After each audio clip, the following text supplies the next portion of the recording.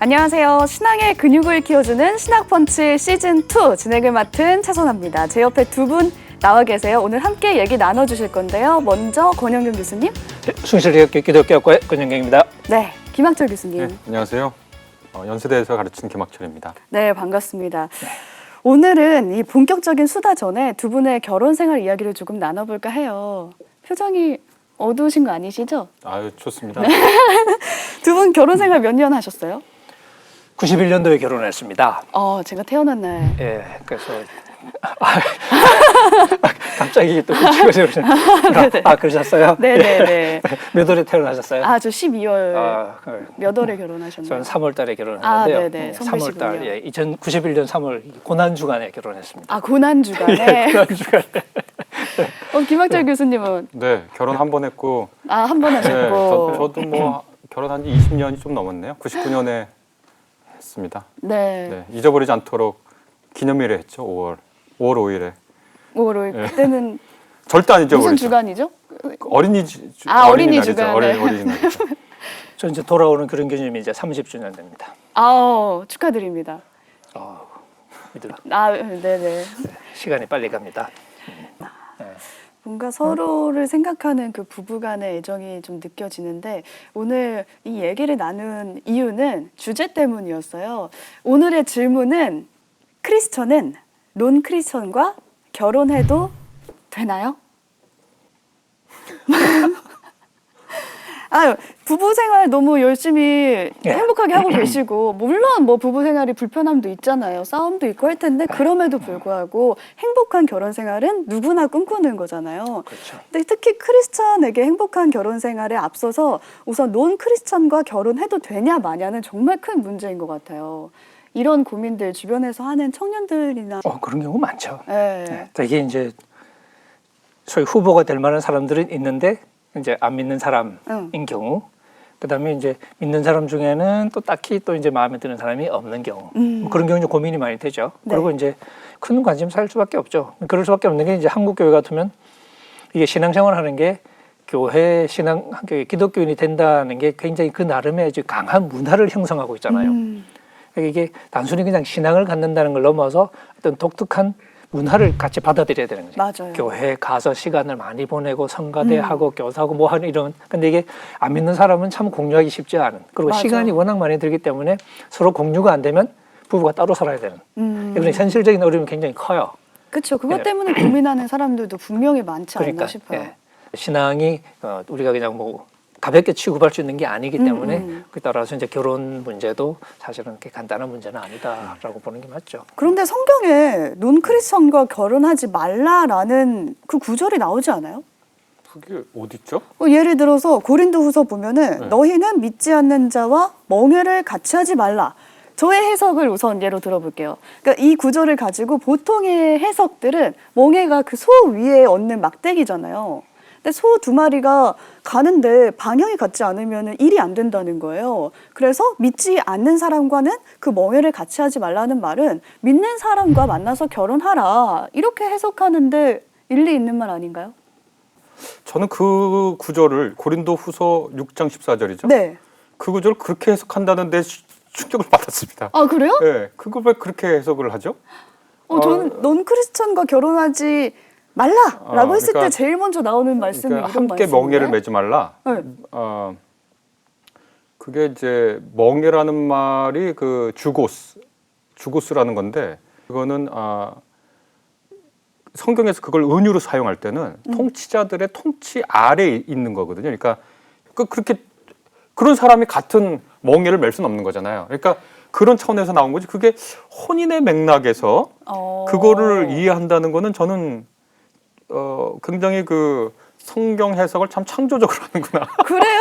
권 교수님. 그렇게 생각이 드는데요. 오히려 그 맥락에서 혼인의 함의를 끌어낸다는 거는 저는 사실 조금 말씀하신 대로 멍해가 무슨 통치자 아래 있는 두 사람을 말하는 거라면은 세력 안에 있는 사람이 믿는 사람, 세력 밖에 있는 사람이 믿지 않는 사람이라면은 같이 결혼할 수 없다라는 거 아닌가요? 그러니까 제가 이제 드린 말씀은 이 고린도후서 6장 13, 14절에 보니까 그러니까 대비를 하고 있는 건 맞거든요. 믿지 않는 자들과 공평하게 멍에를 같이 매지 말라. 네. 그러니까 의와 불의, 빛과 어둠, 그리스도와 벨리알. 그러니까 어떤 두 영역이 나뉘어져 있고 그 두 영역에 속한 사람들이 어떤 공동 작업을 하지 말라는 식의 이야기를 하는 것처럼 들려요. 근데 제가 드리는 말씀은 첫 번째는 이것이 혼인 영역에 바로 적용될 수 있느냐의 문제예요. 왜냐하면 이 고린도 후서의 전후 문맥을 더 봐야 되겠지만 네. 전후 문맥을 더 보면 이것이 혼인 문제에 적용되는 것인지 아니면 다른 문제를 풀어가면서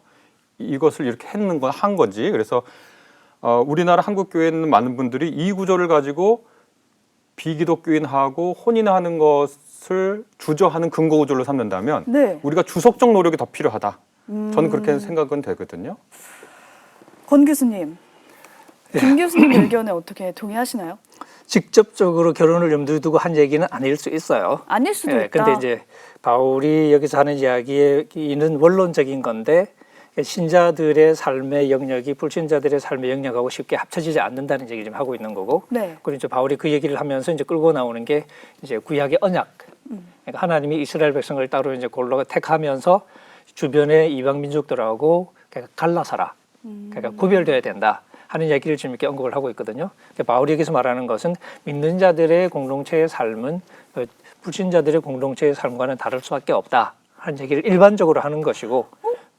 그럼 구별돼야 된다는 말씀이 그 말씀하고 그러니까 마찬가지 아닌가요? 그 일반적인 말씀 속에 네. 결혼이 포함될 수 있는 건 전 당연하다고 생각해요. 그러니까 저는 제 생각에는 이걸 결혼에 적용하는 게 원칙적으로 틀린 건 아니다. 틀린 건 그러니까 결혼을 아니다. 위한 말씀이라고 하기는 어렵지만 결혼도 포함될 수 있는 원론적인 얘기라고 보는 게 맞을 것 같고 특히 이제 뭐 유대인의 사고 속에서 이 삶을 같이 한다 그럴 때 가장 중요한 영역 중에 하나가 결혼이니까. 네. 그런 면에서 저는 이 구절을 믿지 않는 자와 멍에를 같이 하지 말라는 이야기를 결혼에 적용하는 게 원칙적으로 잘못된 것 같지는 않아요. 두 분의 의견이 갈리네요. 저는 조금 생각이 좀 다를 수 있는데 적용할 수는 있어요. 그러니까 그게 해석학적 허용은 되는 것 같아요. 근데 제 질문은 왜 바울이 직접적으로 결혼에 관해서 혼인에 관해서 한 얘기를 가지고 얘기를 하고 적용할 수 있는 본문을 부차적 혹은 참조할 수는 있는데 결혼에 관해서 한 얘기는 일단 더 접어두고 비기독교인과 결혼해도 되느냐의 문제에 거기를 가서 먼저 보느냐는 거죠. 그러니까 직접적으로 혼인에 대해서 바울이 말한 걸 먼저 보고 말한 거라는 거는 결혼하지 말라고 했던 걸 말씀하시는 건가요? 그렇죠. 그러니까 뭐 많은 분들이 아는 거지만 신약 성서학자들한테 비기독교인과 결혼해도 되나요라고 물어보면 그것은 시대착오적인 질문일 수 있다라고 얘기할 수 있어요. 신약학자들, 1세기 신약 기독교 교회를 다니던 사람들에게 네. 오히려 이런 질문이 굉장히 적절하거든요.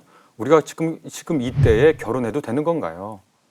왜냐하면 결혼 이게 여부는 바울라 테클라 행전이라고 하는 일종의 외경 혹은 위경이라고 이제 얘기하는 그 문서를 보면 신앙에 투신한 사람들이 혼인이라는 한 사회의 가장 기본적인 문화 제도를 거부하는 것으로 자기의 신앙을 표현하는 이런 전통들이 있었거든요. 그래서 비기독교인과 결혼해도 되나요는 굉장히 현대적인 질문 같아요.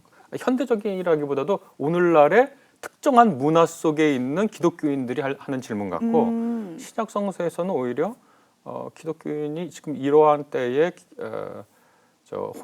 혼인해도 괜찮은 건가요? 그런 얘기를 오히려 그런 질문이 가능한 질문이죠. 말이 너무 어렵죠? 네, 우선 여기까지 드릴게요. 우선은 논크리스천과 결혼하는 것은 상관은 없다라고 말씀해 주신 그거는 그렇게 곧바로 말하면 편하겠지만 제 주장은 상관은 없다는 게 아니라 모든 혼인은 다 심사숙고해야 되거든요. 그렇죠. 그러니까 상관은 없다라고 제가 말하고 있지 않고 논크리스천과의 결혼도 심사숙고해야 된다. 심사숙고해야 된다. 그러면 그 말을 우선 바꾸면 뭐냐면 크리스천과의 결혼도 심사숙고해야 된다. 권 교수님 어떻게 생각하세요?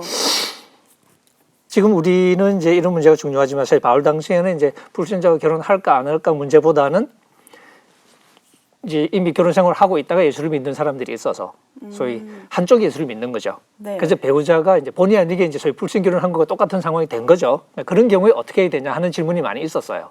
내가 불신자 남편하고 헤어져야 되나? 그런 고민들을 하는데 바울은 그런 경우는 상대방 배우자가 그냥 계속 결혼 생활을 하고 싶으면 그냥 그대로 해라. 근데 만약에 상대방 배우자가 헤어지고 싶으면 헤어져라. 그러니까 이게 지금 사실 간단한 문제는 아니에요. 근데 배우자가 배려를 충분히 할 수 있는 상황이면 원칙적으로 불가능한 건 아닌 거죠, 그러니까. 그럼 결혼해도 된다? 그러니까 불신자와 결혼했다고 해서 이게 뭐 이 근본적으로 뭐 더럽혀진다거나 뭐 거룩함이 훼손이 된다거나 그런 식의 차원은 거의 미신에 가까운 거죠. 아, 저 그럼 한 가지 더 여쭤보고 싶은 게 네. 고린도후서 이야기 했잖아요. 네. 그러면 교수님은 이 말씀을 어떻게 해석하세요? 그러니까 결혼 자체가 원칙적으로 불가능하다. 결혼하는 것 자체가 언약을 깨는 거라든지 그런 식의 의미로 이해할 게 아니라 네. 일단 그 본문은 원론적인 얘기라고 그랬잖아요. 네. 원론적인 얘기라는 어떤 그리스도인의 삶의 방식은 불신자들의 삶의 방식과 달라야 한다. 왜냐하면 특히 이제 그 당시에 불신자의 삶의 방식의 상당 부분은 우상 숭배적인 문화와 관계가 있으니까. 근데 하나님을 섬기는 사람이 그럴 수는 없잖아요.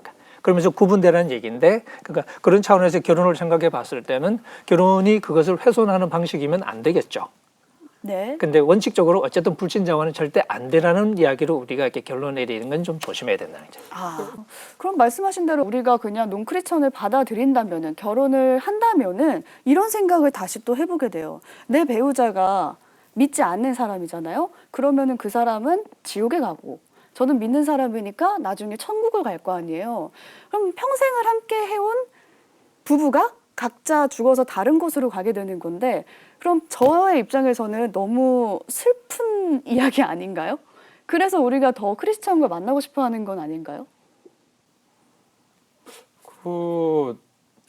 아마 예수님한테 그런 질문하면 야, 저 부활할 때는 부활하고 나서는 집도 장가도 안 가고 다 천사처럼 됐는데 이렇게 이제 대답할 수 있을 것 같은데 그러니까 부부의 관계라는 게 네. 어떤 분들은 맨날 창조 질서를 강조하면서 이게 아주 하나님께서 축복해 주신 제도긴 한데 예수님의 시각에서는 한시적인 제도예요. 어떻게 보면 부부 제도라는 게.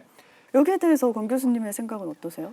원론적으로 얘기했을 때 사실 우리가 이렇게 신자 불신자 얘기하는 게 단순히 그냥 하나의 문화 패턴을 얘기하는 게 아니라 이게 이제 신앙의 문제고 신앙의 문제는 근본적으로 우리 구원의 문제고 그러면서 지금 이 질문하신 그 질문이 없을 수는 없어요. 그러니까 어떤 이 배우자의 어떤 운명 그리고 운명이 서로 달라질 것에 대한 걱정 그런 것들은 네. 당연히 들죠. 그 뭐 당연히 부부가 아니어도 사실 마찬가지일 텐데 그런 면에서 우리가 단순히 미래에 대한 걱정이라고 얘기하지만 뭐 한 사람 천국 가고 한 사람 지옥 가고 하기 그 이전부터 우리의 삶 자체가 사실은 그런 소망으로 지금 이렇게 채색된 삶이기 때문에 지금 살아가면서도 사실은 관심사가 갈라질 가능성이 많고 그리고 이제 실질적으로 살아가는 가운데서 여러 가지 면에서 의견이 달라질 가능성. 그냥 바라보는 방향이 다르다면 결정하는 방식도 달라질 테고 그러면서 이제 불신자와의 결혼이 실제로 마냥 쉽지가 않은 게 현실적으로 많은 차이가 있기 때문에. 아유, 그럼 두말할 필요 없이 편하고 얼마나 좋습니까? 같은 언어를 사용하고 같은 문화 속에 있고 같은 신앙을 구비하고 그게 좋아요. 네. 그게 나쁘지 않다는 거예요. 그런데 제가 드리고 싶은 말씀은 그렇게 해서 기독교 신자랑 결혼할 수 있으면 그리고 결혼하고 싶으면 하라는 거예요. 그리고 만약에 좋은데 비기독교 신자이라서 못하겠다. 네. 꼭 그럴 필요는 없다는 거예요. 꼭 비기독교 신앙을 갖고 있지 않다는 것이 결혼하는데 결정적으로 방해 상황이 되고 저 사람은 어떤 교리적 단죄의 상황이 되고 상대방을 그래서 혼인을 취소하거나 미룰 이유는 없다. 그렇게 제 생각에는 너무 불안해하지 않았으면 좋겠어요.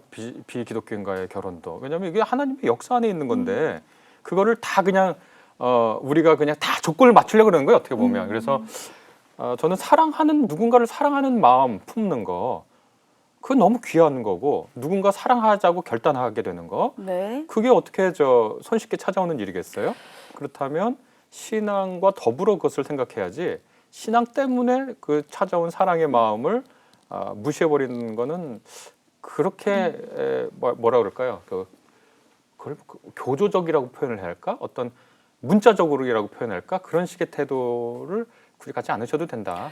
아무리 이렇게 논크리스천과 결혼해도 된다, 상관없다, 그렇게까지 생각하지 않아도 된다라고 말씀을 하셔도 크리스찬이 자라온 배경이 있고 그럼요. 보고 들은 게 있잖아요. 그래서 우리가 무시할 수 없는 이야기라는 거죠. 그래서 당연히 무시할 수 없죠. 제가 신앙에 있는 선배한테 이 얘기를 했더니 그 선배는 완전히 단호박이었어요. 비크리스찬하고는 결혼을 요즘도 못한대요. 단호박이라는 말을 쓰나요? 제가 너무 오래된 말을 썼나요? 그 선배는 이렇게 말씀하시더라고요. 크리스찬이 아닌 예수님을 믿지 않는 사람은 시체래요. 그러니까 믿는 사람은 참 사람이시고 생명이신 예수님을 아니까 생명이 있고, 믿지 않는 사람은 생명이시고 참 사랑이신 예수님을 모르니까 생명이 없는 죽은 사람, 그러니까 시체라는 거죠. 근데 그런 시체와 영적으로 죽은 사람과 어떻게 결혼을 할 수가 있냐, 못한다 라고 말씀을 하시는데 거기에 대해서는 어떻게 생각하세요?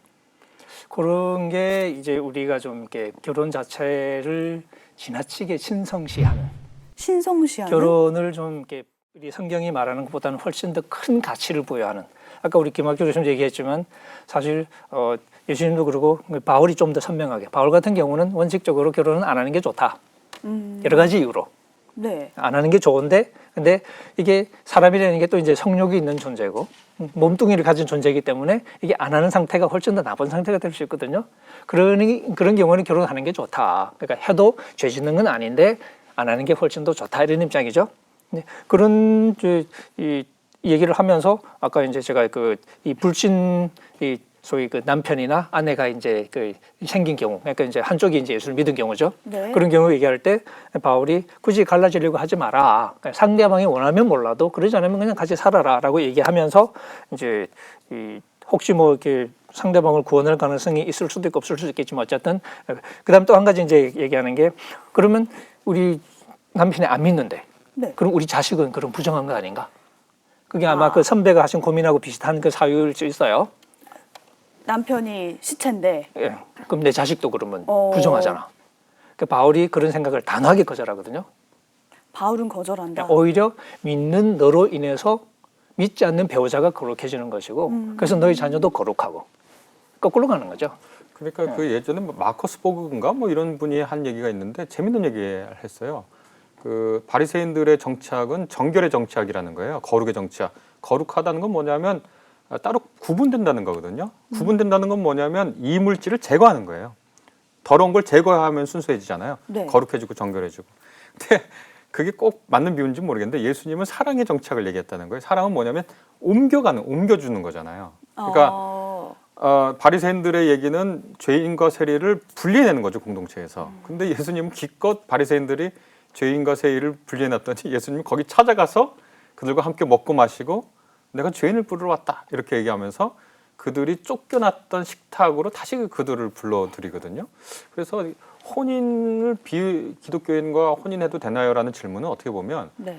순혈주의 어떤 신앙을 갖고 있는데 비신앙적 요소가 들어서는 안 되지 하고 자꾸 이렇게 그 근본적인 동기가 정결의 동기 같아요. 거룩의 동기.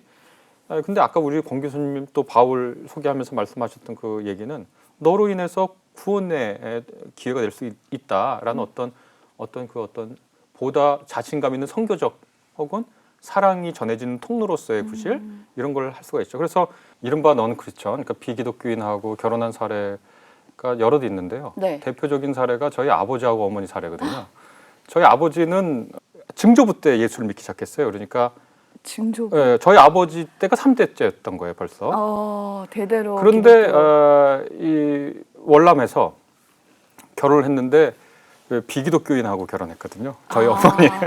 그런데 자식 중에 한 명이 목사가 됐으니까 넌 크리스천 이른바 비기독교인이라고 결혼하는 것에 어떤 걱정이 배우자가 예수를 안 믿게 된다. 혹은 자식들에게 신앙의 유산이 가지 않을 것 같다. 이런 고민이 있을 수 있는데 뭐 사례별로 좀 다른 것 같아요. 그래서 저 같은 경우에는 넌 크리스천과 결혼해도 되나요? 그 질문을 들으면 아버지 어머니 딱 생각이 나고 그렇죠. 가장 가까우신 분이.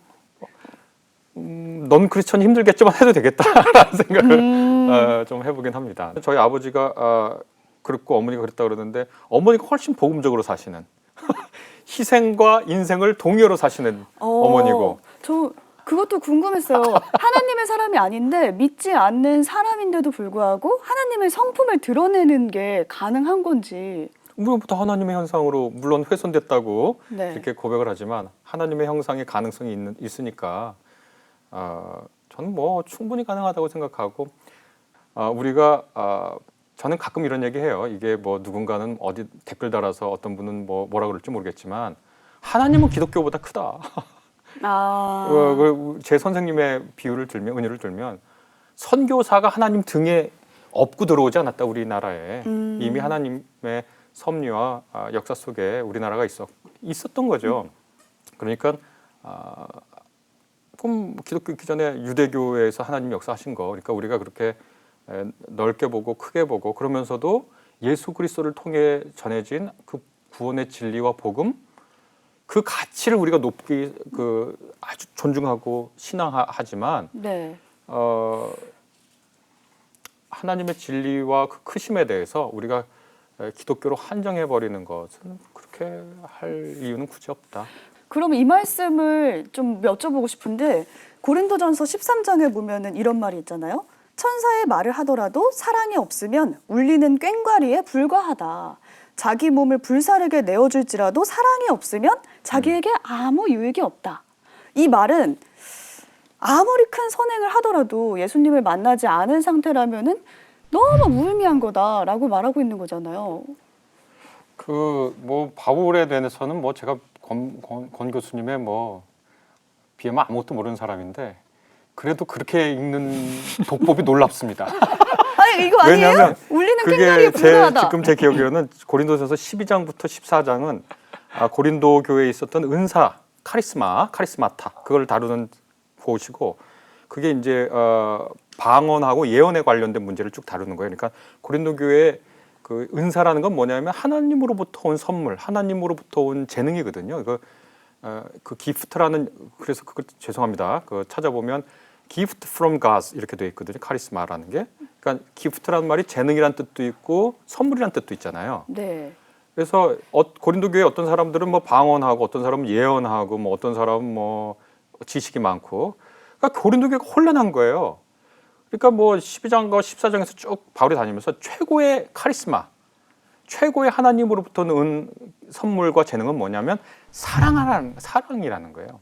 그래서 그 사랑을 통해서 고린도 교회의 건강함과 네. 하나님의 교회되는 그 성숙함과 그리고 참 은사를 사용하는 방식에 관한 얘기예요. 고린도 13장이. 그러니까 이것은 사실은 결혼식에서 읽을 만한 것도 아니고 방금 최선아 아나운서께서 말씀하신 것처럼 참 사랑을 예수님을 모르면 다른 거 하는 거 다 무의미하다. 네. 그런 식으로 읽을 수 있는 그 창의성에 놀랍니다. 제가 어떻게 이걸 그렇게 읽을 수 있느냐. 첫 번째 창의성에 놀라. 이걸 이렇게도 읽을 수 있구나. 그런데 요 본문을 통해서 많은 분들이 그런 식으로 이 본문을 읽어왔다면 그것은 이거를 흔히 사자성어로 단장취의라고 그러죠. 문장을 잘라서 그 뜻을 취하는 거예요. 그래서 단장취의한 거죠. 그래서 여기 고린도전서 13장으로 그 얘기를 전혀 이끌어낼 수 없고 그렇게 해석할 수 없다. 이제 예수님을 모르는데 예수님을 모르면서 선행을 한다고 하는 것이 과연 기독교 신앙에서 무슨 의미가 있겠느냐. 이거에 대해서는 우리가 이런저런 생각을 좀 해볼 수는 있겠죠. 그러나 고린도전서 13장을 그렇게 읽는 거, 아까 고린도후서 6장 14절 그렇게 읽는 거 모두 다 해석의 창의성에 저는 오늘 놀라고 갑니다. 권 교수님은 어떻게 생각하세요? 일단 우리가 다른 사람과 구분하고 싶어요. 믿지 않는 사람과 다르다는 말을 자꾸 하고 싶어. 그 말을 하려면 근거가 필요하니까 이제 성경 구절을 가지고 와요.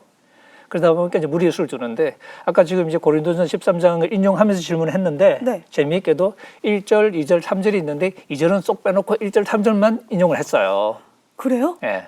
그럼 어떤 뜻이에요? 2절에 보면 내가 예언하는 능력이 있다. 그래서 모든 비밀과 모든 지식을 내가 안다. 그리고 나에게 산을 옮길 만한 믿음이 있다. 그러니까 지금 그 얘기는 누가 봐도 믿는 사람 얘기잖아요. 그죠? 예언할 줄 알지. 모든 지식을 알지. 산을 옮길 만한 믿음이 있지. 지금 믿는 사람 얘기죠? 네. 사랑 없으면 꽝이야.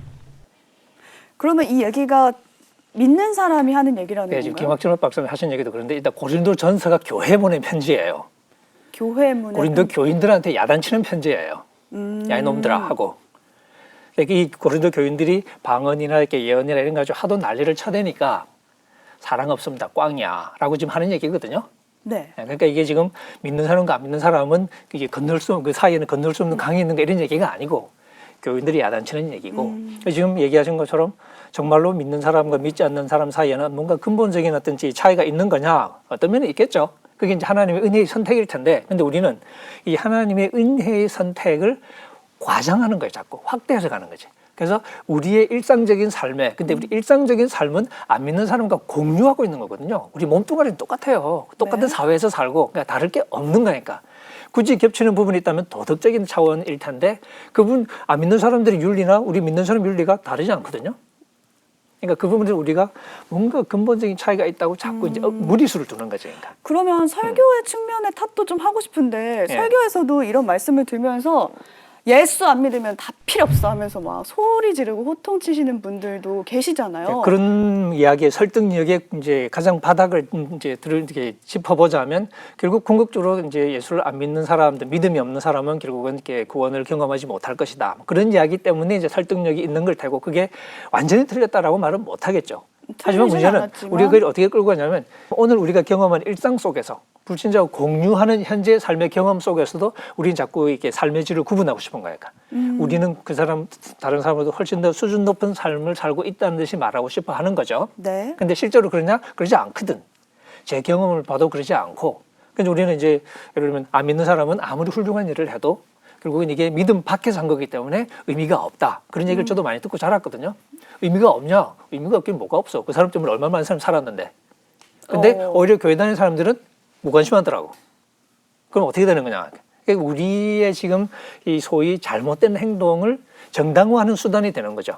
우리는 믿는 자니까, 우리는 선택된 자니까 우리가 잘못해도 괜찮고 네. 우리가 잘하면 더 가치가 있고 안 믿는 사람은 안 믿으니까 잘못하면 말할 것도 없고 잘해봐도 소용없고 이렇게 간다는 거죠. 근데 과연 그러냐? 근데 그게 사실 우리 기독교 신학 은혜에 관한 이렇게 교리 중에도 일반 은총이라는 교리가 있잖아요. 일반 은총. 하나님이 믿는 자들에게 특별히 베풀어 주시는 구원과 관련된 은총 말고 모든 사람에게 베풀어 주시는 은혜. 아, 믿지 않는 사람에게도. 하나님이 비는 다 내려주시죠. 햇볕도 다 쏘여주시죠. 일단 다 태어나게 하시죠. 네. 모든 면에서 사실 우리는 불신자 공유하는 측면이 훨씬 더 많거든요. 적어도 이 세상의 삶과 관련해서. 그 모든 것들이 하나님의 은혜 속에서 이루어진다고 봤을 때. 그리고 이제 사실 믿지 않는 많은 사람들에게도 하나님이 참 좋은 성품을 주시고 참 좋은 마음을 주시고 그래서 그 사람들이 굉장히 믿지 않는 사람들이 착하게 안 살면 우리 다 죽어요. 그 사람이 착하게 사니까 우리가 좀 이러고 있는 거지. 그러니까 근데 우리가 그걸 이제 평가절하하고 싶은 거죠. 평가절하하고 싶은 마음을 한 걸음 더 들어가 보면 우리 마음이 불편한 거예요. 믿지 않는 사람을 이 현실 자체를 받아들이기가 불편한 거니까. 뭔가 나는 남과 다르다는 근본적인 장치를 마련하고 싶은 거지. 그런 교리적인 장치가 이렇게 이런 식으로 작동을 하는 것 같아요. 근데 이게 네. 사실은 이 사실을 호도하는 거죠. 크리스찬이 논크리스찬을 바라보는 그 시선에 좀 오해나 편견이 있다고 보시는 건가요? 그렇죠. 바울 같은 경우도 이제 로마서에서 이제 유대인이라고 이제 이 대화 상대자를 세워놓고 옥신각신할 때 하는 얘기가 뭐냐면 너는 율법을 가졌지. 그 율법 속에서 하나님의 뜻을 잘 안다고 자부심을 가지고 있지. 근데 율법이 없는 사람도 있거든요. 근데 율법이 없는 사람이지만 양심도 없냐? 그러지는 않거든. 그러니까 그 사람들도 잘하면 흐뭇해하고 못하면 괴로워하고 그러니까 양심의 법정이 있단 말이죠. 그러니까 결국 바울이 하는 얘기는 율법을 가진 사람은 율법을 가진 대로 심판을 받을 것이고 율법을 갖지 않은 사람은 갖지 않은 사람대로 잘못한 대로 망하고 사람도 칭찬받고 그러겠죠. 그래서 심지어는 율법을 안 가진 사람이 율법에 있는 일들을 만약에 이제 행한다. 양심 따라 하겠죠. 그러면 오히려 그 사람이 나중에 율법 가졌으면서도 안 지킨 유대인들을 니네들 심판할 거다. 이런 얘기까지 해요. 이게 물론 어느 정도는 이렇게 뭐 가설적인 측면이 없지는 않겠지만 그런 얘기가 가능했던 얘기는 뭐냐면 불신자들의 선행과 믿는 자의 선행이 다르냐? 다르지 않은 거죠. 하나님 보시기엔 다 똑같은 선행인 거예요. 착한 일은 착한 일이고 나쁜 일은 나쁜 일이지. 누가 했다고 착하고 나쁘고 그런 건 없는 거죠. 그러니까 우리는 우리의 존재, 하나님의 선택 자체를 너무 이렇게 과장해서 해석하고 싶어하는 그걸 우리를 정당화하는 수단으로 자꾸 삼는 거죠. 그러니까 그건 오만이죠. 김학철 교수님도 동의하시나요? 저는 그 비기독교인하고 결혼해도 되나요? 라는 질문을 다른 각도에서도 또 생각을 해볼 수 있을 것 같아요. 그러니까 지금 이 질문이 나온 건 사실은 어떻게 보냐면 배타적 구원론, 배타적 선택론 여기서부터 나온 것 같아요. 그래서 제가 아까 뭐 거룩의 정착하고 사랑의 정착을 이렇게 나눈 한 학자를 인용을 했는데 역시 그런 이제 거룩의 정착의 그 사고 형태가 자꾸 발현되는데 그것은 다른 사람이 볼 때 인들이 볼 때는 굉장히 오만하게 비칠 수 있다. 그리고 실제로 오만하게 만들고. 네, 그래서 우리 공 교수님의 말씀에 아주 오랜만에 전적으로 동의하게 됩니다. 오랜만에 구원 이야기를 하시니까 떠오르는 분이 있거든요. 저는 할머니가 돌아가시기 3년 전에 이제 교회를 다니기 시작하셨어요. 그래서 3년 후에 돌아가셨는데 돌아가시기 전에 집사 안수까지 받으셨죠. 근데 그 당시에 우리 가족끼리 했던 말이 그래도 구원받고 예수님 만나고 돌아가셔서 다행이다라고 말을 했거든요. 근데 그 3년 이전에 80여 년의 삶, 그거는 이제 무의미한 건가라는 궁금증이 좀 있었거든요. 근데 거기에 대해서는 어떻게 생각하시나요? 어떤 한 사람의 삶을 어떻게 무의미하다, 유의미하다 어떻게 얘기하겠습니까? 물론 바울이 굉장히 과장법으로 내가 이전에 모든 것을 배설물처럼 여긴다 그런 얘기했지만 바울의 그 글 쓰는 거 다 예전에 그 수사학교에서 배운 거예요. 그 글 쓰는 거, 헬라어 쓰는 거, 그분이 논중해 나가는 거. 고린도전서에서 뭐 나는 말의 아름다움 사랑하지 않는다 얘기하지만 그게 다 수사학이거든요. 그러니까 그 바울이 버린다고 하는 그 배설물 그것이 무엇인지 이제 생각하고 그럼에도 불구하고 우리가 기독교 신앙 안에서 우리가 하는 일의 가치를 발견할 수 있는 거지 그 전에 했던 일의 가치가 없다라고 평가절하하는 그런 걸로 신앙이 쓰이는 건 아니거든요. 그러니까 이게 소수자의 언어에서 자꾸 맴돌아서 그래요. 저는 자꾸 소수자는 배타적이 되고 자기 정체성 강화해야 되고 벽을 높게 쌓아서 자기 자신을 강화해야 되니까 지금은 다수자가 되고 어른이 되고 세계에서 가장 큰 종교가 돼서 가장 힘 있는 종교가 됐는데 아직도 그 어린아이의 그 언어에서 그게 잔재가 좀 있다. 그런 면에서 좀 안타깝네요. 예. 저 마지막으로 이런 질문을 좀 드리고 싶어요. 믿는 사람과 안 믿는 사람, 구원을 받는 사람과 못 받는 사람 이렇게 이분법적으로 우리가 나눠서 생각을 해왔잖아요. 여태까지 정말 오랜 시간 동안 말씀하신 대로 어린아이의 용어라면은 그렇게 교육을 받아서 자라왔는데 그럼 이제 논크리스천을 볼 때 어떤 시선으로 우리가 봐야 하는 건가요? 굉장히 민감한 문제이긴 한데요. 일단 한 가지 분명한 건 제가 판단하건대 목사들의 태반, 믿는 사람들의 태반 좋게 얘기한 겁니다. 태반은 좋게. 안 믿는 사람 같아요. 교회는 다니지만 크리스천 행세는 하지만 제가 성경에서 읽는 기독교적인 가치로 살아가는 사람들은 아니에요. 네. 하나의 문화를 가진 사람들이지. 그러니까 그 사람들을 크리스천이라고 부를 거냐? 뭐 자기들이 그러니까 그렇다고 생각하겠지만 내가 보건대 그런 삶을 살고 있지는 않아요. 오히려 그 가치는 지극히 세속적이야. 근데 또 내가 만나는 많은 불신자들 그중에 또 대부분은 쓰레기 같은 사람들이에요 사실은. 근데 또 그중에 일부는 많지는 않은 것 같아요. 믿는 사람 중에도 많지 않지만 근데 그중에 일부는 참 훌륭한 사람들이 있어요. 네. 그 사람들을 곰곰이 관찰해 봤을 때 그 사람의 삶이 내 삶보다 무의미하냐 그런 말을 내가 할 자격은 없는 거지. 그럼 하나님은 어떻게 보실 거냐? 네. 나는 몰라요. 내가 심판자가 아니니까. 하지만 하나님이 그걸 귀하게 보실 거라는 건 전 알아요. 얼마나 귀하게 보시냐? 그건 난 모르지. 근데 바울의 말을 어떤 부분을 읽으면 굉장히 귀하게 보실 것 같아요. 왜냐하면 그 행동 자체가 귀하니까. 근데 어떤 부분은 우리의 모든 삶이 또 무의미하니까 또 어떻게 볼지는 또 모르겠죠. 네. 그러니까 심판자가 아닌 입장에서 뭐라고 말은 할 수는 없지만 적어도 나는 그냥 이 세상에서 한 삶을 살아가면서 내가 보건대 그러니까 내가 살아야 된다고 가르침 받았던 그 아름다운 삶과 같은 모양으로 살아가는 사람들을 내가 존중하고 존경하고 그러지 않은 사람들에 대해서는 그러지 않도록 내가 또 이렇게 할 수 있는 걸 하고 그렇게 하는 게 내 역할이지 그거에 대해서 내가 무슨 판단을 내리는 건 내 역할은 아닌 것 같다는 거죠. 다만 지금 현재 우리 교회 분위기가 지금 어린아이 용어라고 자꾸 말씀하셨는데 제가 보건대는 좀 이렇게 자기 방어의 언어일 가능성이 많아요. 네. 자기 방어의 언어를 쓰는 이런 상황 속에서 우리가 좀 더 우리의 좀 이렇게 가림막을 내려놓고 진솔하게 우리의 삶을 바라보는 네. 좋은 것은 좋다 말하고 나쁜 것은 나쁘다고 말하고 나에 대해서는 마찬가지고 남에 대해서는 마찬가지고 그런 좀 이렇게 진솔한 눈길과 진솔한 언어를 배우는 건 우리에게 필요하겠다라는 네. 생각은 들어요. 김학철 교수님은 이제 우리가 논크리스천을 바라볼 때 어떻게 봐야 된다고 생각하시나요? 아니 죽고 난 후에 천국과 지옥으로 갈리지 않느냐 네. 그 얘기를 하는데 그러면 크리스천이라고 나는 예수님을 믿어요라고 말로만 그렇게 하면은 하나님이 그래 너는 말을 그렇게 했으니까 그냥 천국 그리고 말을 하지 않고 그 언어를 배우지 못해서 그렇게 얘기하지 않았다고 넌 지옥 그렇게 지옥. 그렇게 판단하실까요? 우리도 어떤 사람이 우리한테 와가지고 뭐 선생님 좋아해요. 뭐 너 참 훌륭해라고 말을 표면으로 그렇게 얘기하면 그래 너는 나를 좋아하는 사람. 어떤 사람은 전혀 나를 몰라서 아무 말 안 하는데 알고 보니 나랑 뜻이 같고 지향하는 바가 같아. 그러면 누가 도대체 나와 함께하는 사람인가요? 그러니까 이 어떤 신앙 고백의 말의 표피, 어떤 말을 고백한다는 것 자체에 매이면 그게 안 중요하다는 건 아니에요. 근데 그 매일 수 있다는 것도 우리가 가능성을 생각해봐야 된다. 네, 오늘 결혼 이야기로 시작해서 크리스천과 논크리스천의 크리스천이 논크리스천을 바라보는 이야기까지 좀 폭넓게 이야기를 나눠봤는데 저도 오늘 두 분과 이야기 나누면서 성경에 대해서 그 해석이 창조적이었다라는 거가 저도 놀랐어요. 너무 당연스럽게 받아들이고 있어서 우리의 신앙 근육이 더 단단해지는 그날까지 신학펀치는 계속됩니다. 오늘 함께해 주셔서 감사합니다. 안녕.